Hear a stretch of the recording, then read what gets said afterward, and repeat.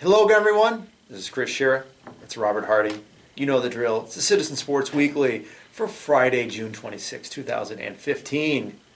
Got the right century, the right millennium. There we go. We're going to talk about 3 sports topics. We're going to try to do all these in about 15 minutes. We know you guys are busy. Rapid fire. You're busy. You got a life. You got things to do. You can't be parked in front of the YouTubes all day here, or auburnpub.com, where we prefer that you watch this video. Anyways, right into it. U.S. Open. We're not going to talk about the tournament, although it was a good tournament as in how it ended. But yeah, you said it, not me. But we're not going to talk about the golf course either. Horrible. We're going to talk about Fox's coverage, because that's what we do. We talk about TV, not the actual event itself. So this was Fox's first foray into major golf, and they took over for NBC. Big shoes to fill. Johnny Miller, man. I mean, that's a guy that I don't envy trying to replace. Mm-hmm. And Greg Norman, I mean, once in a while showed some flashes of being capable, but more often than not, this just didn't get it done. I mean, to be honest with you, here it is. You got Dustin Johnson. I wouldn't say he choked the tournament, because he did, he had to make a birdie to tie it. No, I'm sorry, he had to make a birdie to win it and a par to tie it. And we all know Greg Norman has a history of choking, 1996 Masters. And I would have loved it for Greg Norman's like, hey, this is what it's like to choke. This is what's going through your mind. This is what's happening. We didn't get that. Joe Buck, I mean, look, the guy is a pro. He can do baseball. He can do football. I think you could put him on badminton, darts, and he would do a solid job because he's a pro's pro, okay? He was okay. I mean, look, was he the second coming of Jim Nantz? No, he was not, okay? But he was solid. He did a decent job. I think he takes a lot of flack just because he's Joe Buck, and he's got this reputation. I think that Joe Buck can do the greatest job of anybody in a certain sport at a certain time, and people would still criticize him because he's Joe Buck. So overall, obviously Fox needs to improve. I think they missed some things. One thing that I thought they missed, and I tweeted this, is that when Johnson was making those putts, they didn't show Spieth in the scorers table there, the booth, or whatever you want to call correct. it. I would have loved to see the guy's reaction, and I've seen that in other tournaments. Even if it's not live, if it's tape delayed, show me that, and they didn't show it to me. So Fox, decent first job. It's not like you come out of the box and you do a great job the first time, but they know what they have to work on, and I'm hoping they'll get better next year. Robert, your thoughts? I thought it was what you would expect from a network that is, shall we say, novices when it comes to covering golf. Yeah. I came in with low expectations, knowing that they really haven't covered this sport before, and probably a lot of the people involved haven't covered it much either. And you get what you get in the first time out, I think. Yeah. And to 2 points, I think, and to piggyback on one thing you said, one thing I thought the production decisions were questionable. You mentioned the shot of, or the lack of a shot of Spieth during those putts, and that's a given. Yeah. That's a basic. I mean, that's, if you will, a gimme in golf coverage, and Fox didn't even do that. So, I had some issues with that, but also the number of hands in the pot. They had Buck and Norman, and then they would bring in Tom Weisskopf. We don't need Kurt Menefee. They had Kurt Menefee involved. You don't need that. No. That's why, I watch a lot of golf, and I've watched CBS a lot, NBC too. But, one thing that's great about CBS, the show, all the coverage runs through Nance and Nick Faldo. Yeah. And it's perfect. Mm-hmm. And that's what Fox needs. They, if Buck and Norman are going to be your guys, it all goes through them. You don't need Menefee there. No. You don't need some of these other guys. Those are your 2 main guys, and then you have people out on the course. Yeah. Other than that, you really don't need much of a studio presence. There's 2 things that Fox did I did like. I love the mics. I mean, I know a lot of the networks use mics, but it seems like Fox's were really turned up where you could hear them talking, the golfer and his caddy talking. And then I did like the mic in the cup.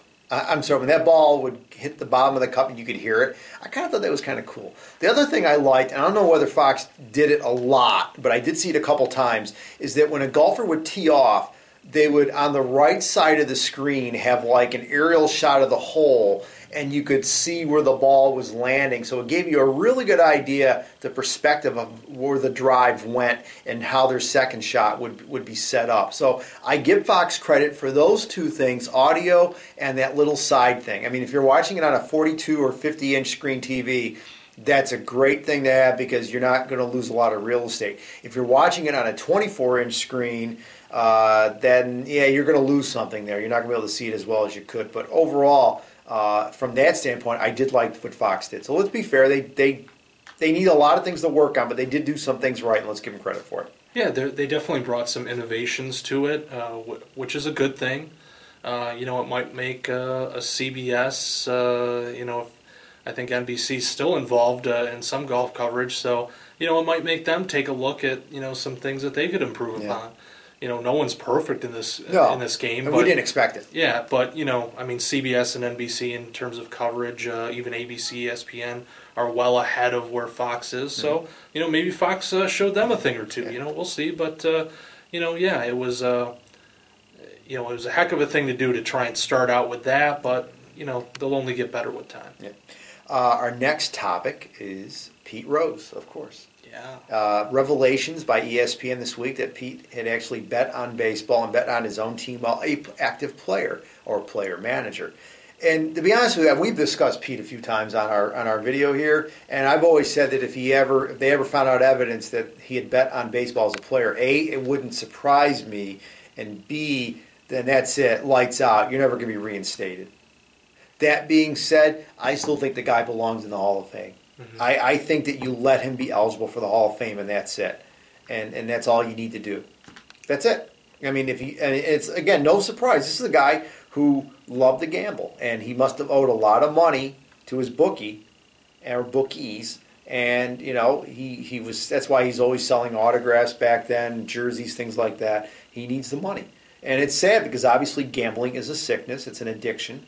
And he is a victim of it. But unfortunately, when you're a baseball player or baseball manager, you are quite aware of the cardinal rule of baseball that you don't bet on baseball. And he violated it. He's paid a steep price. And unfortunately, he is not going to be eligible for the Hall of Fame or for reinstatement anytime soon. And my hunch is, as long as he's alive, he'll never, ever be admitted into Cooperstown. Yeah, it's, my personal feelings on it are, on this story, is that it shouldn't impact the decision as to whether you make him eligible for the Hall of Fame. That being said, I could see why it could impact his ability to be involved with the game again. Mm-hmm. Because, obviously the new commissioner's come in and he's taking a fresh approach at this, and then this story drops. And, you can, I for one have said that, I tweeted this out this week, that, the timing is convenient, that this new look is being given, and all of a sudden this new information emerges. And, I think what it'll come down to is, will the commissioner's office, be able to separate these things? Will they be able to say it's either, we'll let you become eligible for the Hall of Fame, but, we're keeping this separate. You're not going to be able to be involved in baseball still. We're keeping that ban in place. Or is it an all or nothing proposition? Is it, either you get all of it back or we keep the ban in place as is? And that's up to the commissioner, ultimately. And, this new story certainly doesn't make Pete look good, although, you look back and, he had, there were long denials that he had bet at all. And then, and then over time he acknowledged that he bet as a manager, while maintaining that he didn't bet as a player. And of course that has come to light as being false as well. So, people know who Pete Rose is. Yeah. And, he's not the greatest guy in the bunch, but, you can't deny his accomplishments on the field. And the fact of the matter is, he didn't bet against his team. No, but even then, it is different. Right, I give you that, but I'm just saying. But this isn't a point-shaving scandal. Right, no, it's right. You're absolutely right, because no one wanted to win more than Pete Rose. And I've even said Pete Rose has played in more winning baseball games than any other player. I agree. I give you that he did not bet against his team, which obviously would be much worse. But the thing is, you know that when you have money on the game, you're going to play differently. You're going to manage differently. You're going to do things differently than if you didn't have anything at risk.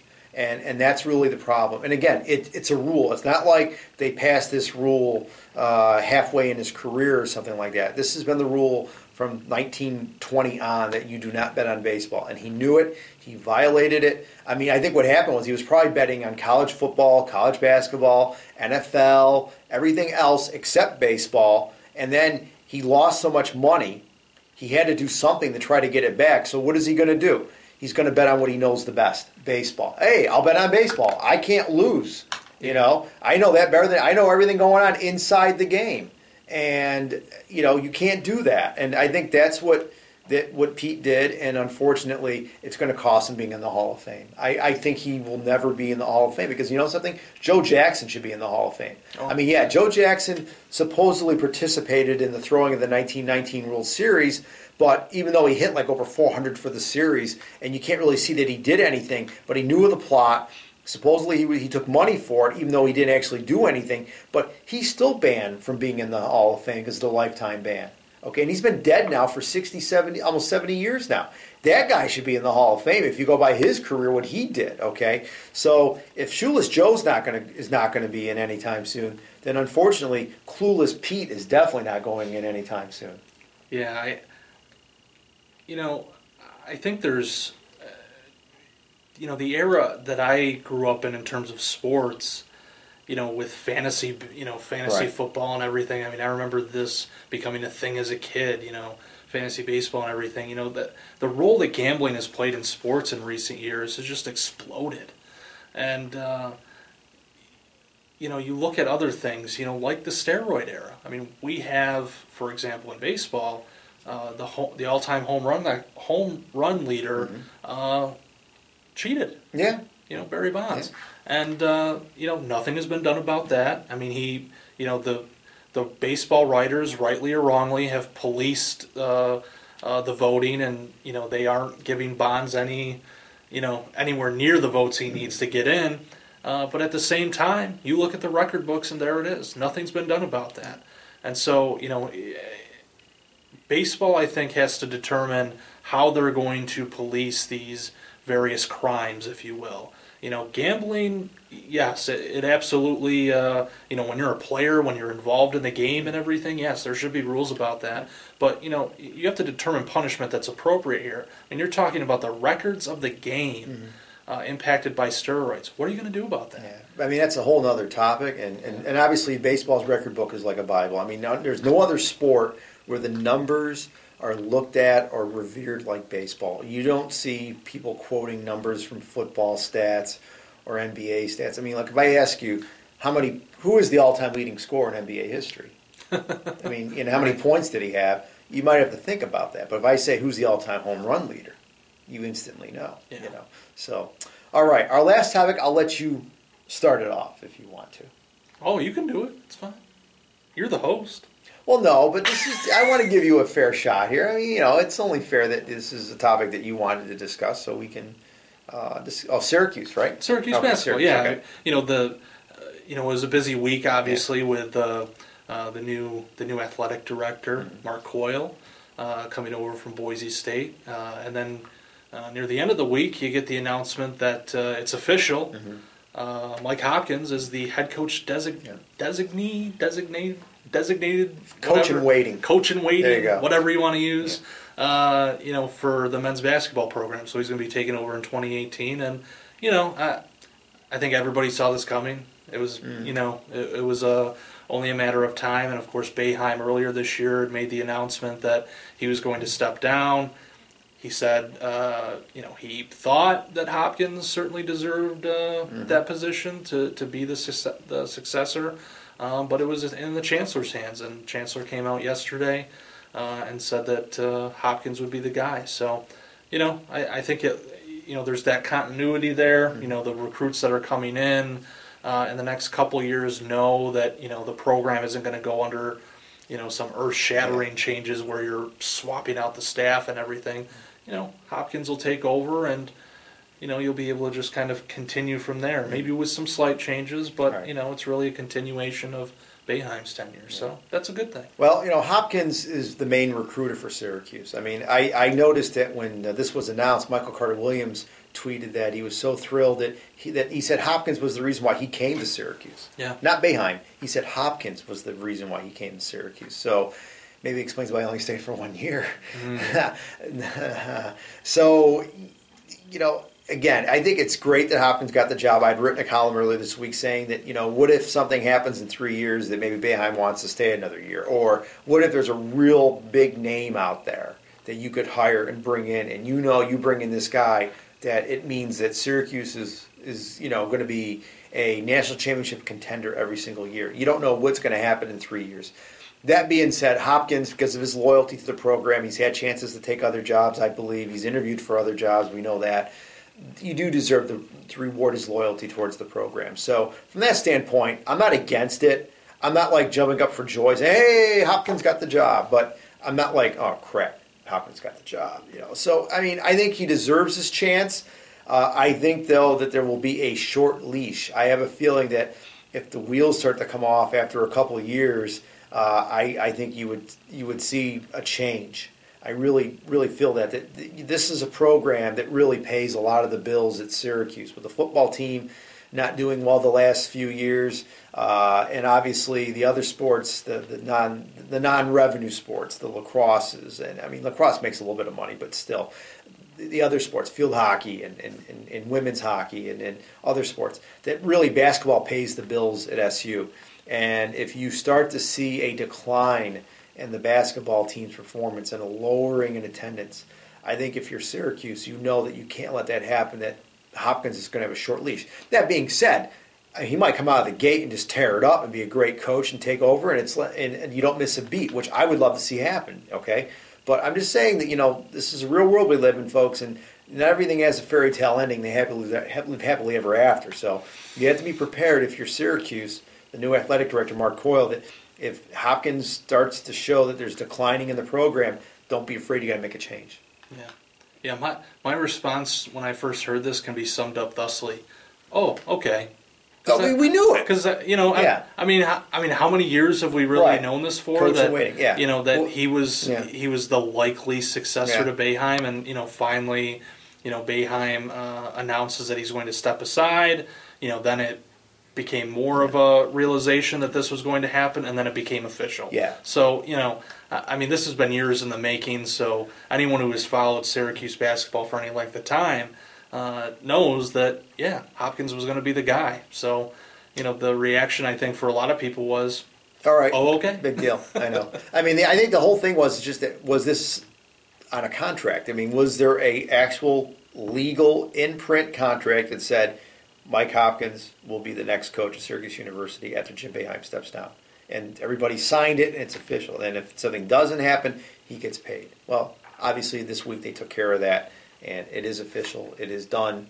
And I guess now we'll start counting down the days to the end of the Boeheim era, which will be a very historic year, that last season. I mean, you think about what this guy has meant for Syracuse basketball, Syracuse University, Syracuse, New York, and Central New York. Really, he is our ambassador. He's probably the best known person in this area, period. And it's going to be interesting to see what happens as his tenure winds down. So they gave away a Jim Boeheim baseball at the Doubledays game last night. That just tells you a Jim Boeheim baseball, signed baseball. He signed it autographed. Yeah, not like he actually autographed. Not like his face. No, I mean no. I mean like it's like an auto signature. Oh no, it's really is. Yeah, he really signed. How many baseballs did they give away? It was just one. Oh, okay. I thought it was like Jim Boeheim baseball night. Oh no, like a promotion, like if like the first 1,000 people get a Jim Boeheim signed. There was this game baseball, in between innings. I'll keep it short. Oh, okay. There was this game in between innings, and it was like you can either take this $5 gift certificate or take what's in the box. This girl decided to take what's in the box. They opened the box. Signed baseball by Jim. Oh, that's Boeheim. cool. That's cool. So there you go. Yeah. So that just shows you. I mean, here in Auburn, 30, 40 minutes away from Syracuse, Jim Boeheim's a big deal. How many people waited in line on a cold, snowy November night to get the book signed outside downtown? That was downtown books there. That was something. I was reading an interview about him, and someone asked him about the book tour. What was the biggest memory from his book tour? And he mentioned the Auburn book signing at Downtown Books. It was. I mean, look, Boeheim is a god here, no doubt about it. For better, for worse, the guy's a god. So, Robert, anything else you want to add? I'm done. We're going to wrap it up, folks. I'm not going to be here next week. I'm on vacation. I know what you're thinking. Thank God. Right? I know. Robert will be getting a pinch hitter, probably Jonathan Monfiletto. And before I go, I want to give a shout out to my daughter, Kaylee. We're going to do a little road trip next week when I'm on vacation. We're going to Easton, Pennsylvania. Nice. We're going to go to Chick-fil-A. I'm that crazy, I will drive 3 hours one way, 200 miles, to get some Chick-fil-A. That's how much we love Chick-fil-A. I drove to Terre Haute, Indiana. And if you're watching this video and you work for Chick-fil-A or you represent Chick-fil-A, please take note of that. That's how much we love your product. Okay, we're not looking for any freebies. We'll pay. We'll gladly pay. But we just want it to be noted we are driving 6 hours round trip, 400 miles, just to get Chick-fil-A because my daughter made high honor roll last semester, and that was a little incentive. So, anyways, folks. I'm glad you gave her something. Have a safe and happy 4th of July. I'll see you in a couple weeks. Robert, have fun next week. I'll try. Take care. Bye.